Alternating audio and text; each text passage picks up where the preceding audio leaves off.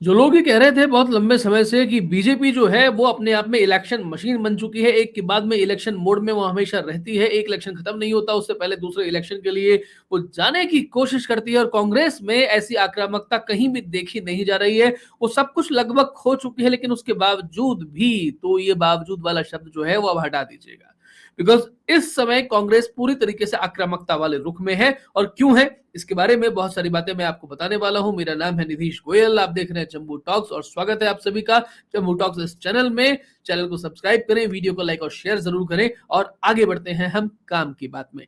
आपने देखा होगा कि उत्तर प्रदेश से लाउड स्पीकर उतर रहे हैं, महाराष्ट्र में लाउड स्पीकर की राजनीति चल रही है, हनुमान चालीसा के साथ में राजनीति अपने पूरे उफान पर है। लेकिन राजस्थान में शुक्रवार के दिन बड़ी चौपड़ पर जौहरी बाजार, जो वहां का परकोटे का एरिया हुआ करता है, वहां पर 100 से अधिक लाउड स्पीकर लगाए गए। और ये ऐसा नहीं है कि पहले से लगाए हुए थे और या पहले कभी लगाए गए थे, ये पहली बार लगाए गए हैं इतनी बड़ी संख्या में, जिनका बेसिकली कोई और कारण नहीं था या किसी संगठन ने इनको कहा हो, ऐसी भी बात नहीं थी। और अशोक गहलोत जो सूत की माला पहना करते हैं, जो गांधीवादी राजनीति अपने आप को बताते हैं, जो एक चालाक राजनीति के रूप में देखे जाते हैं, जो सोनिया और राहुल गांधी परिवार के कदमों में बिछे जाने वाले, उनके लिए पलकों को बिछाने वाले ऐसे राजनेता के रूप में जाने जाते हैं, जो तीसरी बार राजस्थान के मुख्यमंत्री बने हैं, ऐसा व्यक्ति इस तरीके की हरकत करे और वो अनायास ही करे, यूं ही करे, इसको कहते हैं ना, एवं ही करे,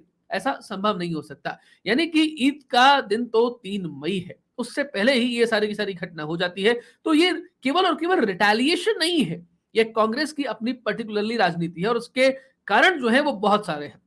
आप सोचिएगा, इससे पहले जो चुनाव हुए, चुनाव का मतलब उत्तर प्रदेश की बात कर लें, पंजाब की बात कर लें या आप बंगाल की बात कर लें, कांग्रेस का जो वोट बैंक हुआ करता था वो दो तरीके का वोट बैंक है। या तो उसका पर्टिकुलरली उसका कोर वोट बैंक जो उसको वोट देगा ही देगा, वो कहीं छिटकने वाला नहीं है, और दूसरा मुस्लिम वोट बैंक। अब मुस्लिम वोट बैंक के साथ में समस्या ये है कि वो केवल उसे वोट देता है जो जीतने वाली पार्टी होती है। जीतने वाली पार्टी का मतलब जो भाजपा को यानी कि संघ परिवार को हराने का मादा रखती है, उसका सामर्थ्य रखती है, उसके लिए एक मुश्त वो खड़ा हो जाता है, अपने वोट को बिखरने नहीं देता है। ये मुस्लिम वोटों की बड़ी ताकत है। ये ताकत हमने देखी पंजाब में, आम आदमी पार्टी के पास में 92 सीट आती है। पंजाब में कांग्रेस जो इतनी अच्छी खासी मेजोरिटी के साथ में सरकार में होती है, जहां पर यह हो रहा होता है कि नवजोत सिंह सिद्धू और चरणजीत सिंह चन्नी में से कौन मुख्यमंत्री बनेगा, कितने साल मुख्यमंत्री बनेंगे, मंत्रिमंडल में कौन कौन होगा, ये सारी बातें कही जा रही थी। और अचानक ये होता है कि सब कुछ दांव जो है उल्टा पड़ जाता है। मैं ये नहीं कह रहा कि पंजाब में सारे के सारे मुसलमान रहा करते हैं, लेकिन बात यह है कि हिंदुओं का वोट बैंक अगर हिंदूवादी होने के नाम पर किसी एक पार्टी को मिलने वाला है, तो भारतीय जनता पार्टी के अलावा दूसरी कोई पार्टी हो नहीं सकती है।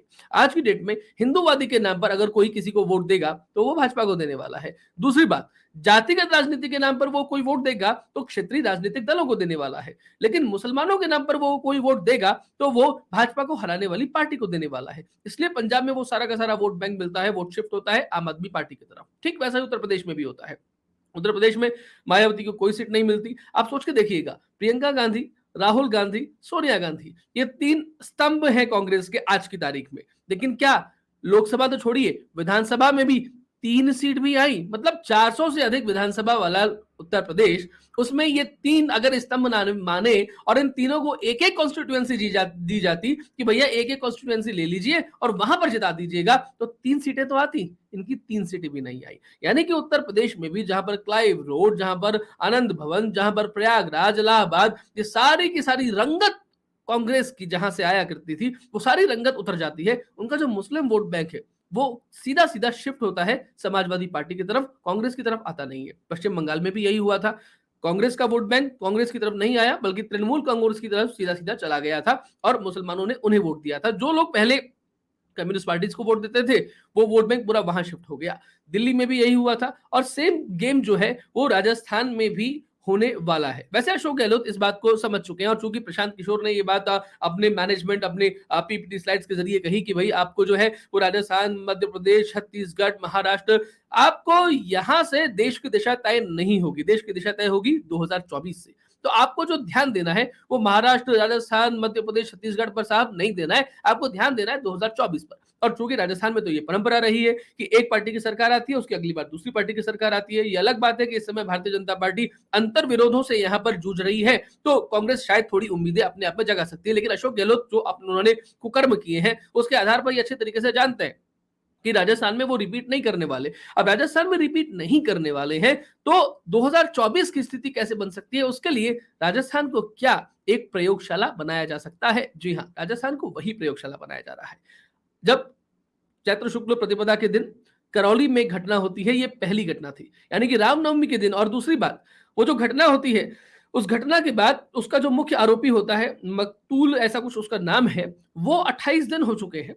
28 दिन से वो लापता है, कहीं पर उसका अता पता नहीं है और उसका कोई पता बेसिकली लगाना भी नहीं चाहता है। जबकि ये बात अच्छे तरीके से क्लियर हुई है, बहुत न्यूज चैनल्स में आई है, उसके करीबी लोगों ने ये बात बताया है कि वो कहाँ रह सकता होगा, कहाँ रह रहा होगा। लेकिन उसके बावजूद भी इवन पीएफआई के साथ में उसके जो एक दिन पहले बात हुई थी उसकी, और जहां पर ये करौली में जो घटना हुई है उसकी पूरी रूपरेखा तय हुई थी, उसका भी ऑडियो सामने आया। लेकिन इन्होंने क्या कहा?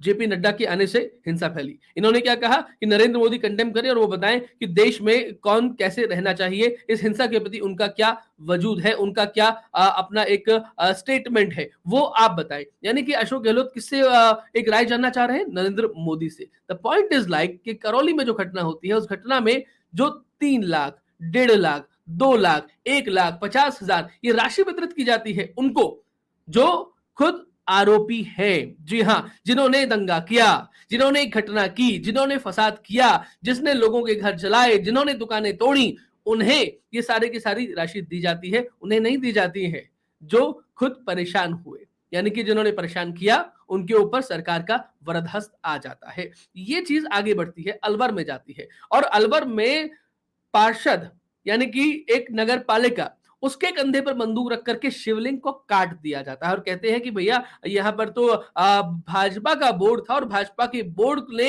ये सहमति व्यक्त की थी। क्या आपको वाकई में लगता है कि देश की जनता या राज्य की जनता इतनी बेवकूफ है जो ये माने कि भाजपा अपने विरोधी पार्टी के राज में इतनी बड़ी बेवकूफियाना हरकत करेगी कि शिवलिंग को प्रतिस्थापित करना तो छोड़िए, इधर से उधर करना तो छोड़िए, उसका मर्डर कर डालेगी, उसको काट डालेगी? क्या ये संभव है किसी ना किसी तरीके से? किसी भी तरीके से नहीं। उसके बाद में यहाँ जो ईद के मौके पर हरकत की जाती है कि जो बड़ा एक बाजार है जौहरी बाजार, उस जौहरी बाजार में सोच के देखिएगा, सड़कें कोई बनाता है तो किस लिए बनाता है? क्या सड़कें इसलिए बनाई जाए, शायद इसीलिए बनाई जाती होगी ना कि कोई उस पर चलेगा, वाहनों का आवागमन होगा, इधर से उधर सामान लाया जाएगा, लोग वहां से इधर से उधर जाएंगे। लेकिन क्या कभी सोचा होगा किसी ने कि सड़कों पर नमाज पढ़ी जाएगी? समाज सड़कें इसलिए हैं, और जब नमाज पढ़ी जाएगी उस समय कोई भी वहां पर इकट्ठा नहीं होगा, लाउड स्पीकर आएगा और लाउड स्पीकर के अकॉर्डिंगली सारा का सारा काम किया जाएगा। बेसिकली राजस्थान एक प्रयोगशाला बन रही है, बिकॉज कांग्रेस को ये समझ में आ चुका है कि उनका जो वोट आधार है, इसीलिए मैंने कहा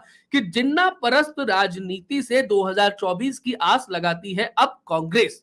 उनको ये समझ आ चुका है कि उनके पास में खोने के लिए कुछ नहीं है, अब कम से कम कुछ नहीं है। ये अलग बात है कि पीके ने कहा क्योंकि अपनी लेगेसी को आप ऑलरेडी खो चुके हैं, तो अब आपके पास खोने को कुछ नहीं है। हिंदूवादी वोट आपको मिलेगा नहीं, जो जातिगत राजनीति वाला वो वोट है वो क्षेत्रीय राजनीति के पास में चला जाता है। तो कम से कम आपके पास जो है उसे आप संभाल के रखें। और आपके पास में क्या है? आपके पास है मुस्लिम वोट, यानी कि आप संदेश दे रहे हैं और संदेश देने का माध्यम कई लोगों को आप बनाना चाह रहे हैं। और इसीलिए शायद महाराष्ट्र में भी यह चीज करी गई कि हनुमान जयंती और रामनवमी पर जो घटनाएं हुई उनके विरोध में सोनिया गांधी ने एक पत्र लिखा और उस पत्र में बहुत सारे विरोधी दलों के नेताओं को एक साथ किया और एक साथ करके उसमें लिखवाया कि किस तरीके से केंद्र सरकार के शह पर ये सारा का सारा काम हो रहा है और मुसलमानों को प्रताड़ित करने की कोशिशें की जा रही है। हालांकि मैं एक अलग वीडियो में इसके बारे में बताऊंगा कि किस कारण से दिल्ली के मुख्यमंत्री अरविंद केजरीवाल ने इस पर हस्ताक्षर नहीं किए, उद्धव ठाकरे ने इस पर हस्ताक्षर नहीं किए, तेलंगाना के मुख्यमंत्री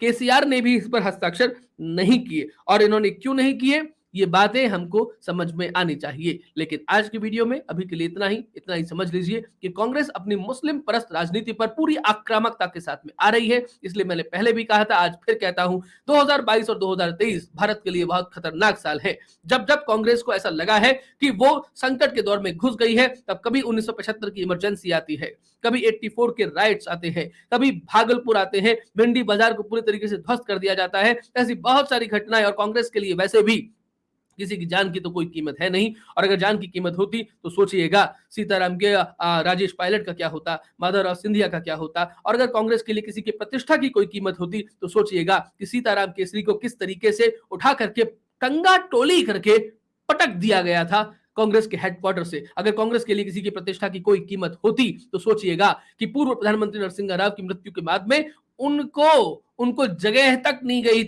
दी गई थी दिल्ली में, उनको ले जाना पड़ा था उनके शव को उनके पैतृक गांव में, जहां उनके लिए रोने वाला भी कोई नहीं था। ये है कांग्रेस की असलियत, जिसे हमें समझना चाहिए, जो अब पूरी तरीके से जिन्ना के रूप में अपने आप को सामने रख करके देश को तोड़ने के अभियान में लगातार लग चुकी है। अगर हमने इसे नहीं पहचाना तो बहुत बड़े खतरे में हम पड़ेंगे, लेकिन हम खतरे में नहीं पड़े, इसके लिए भाव जागरण और अलग जगाने का काम हमें लगातार करता रहना है। ये हम करते रहेंगे, ये हमारा आपसे वादा है। आज के लिए इतना ही।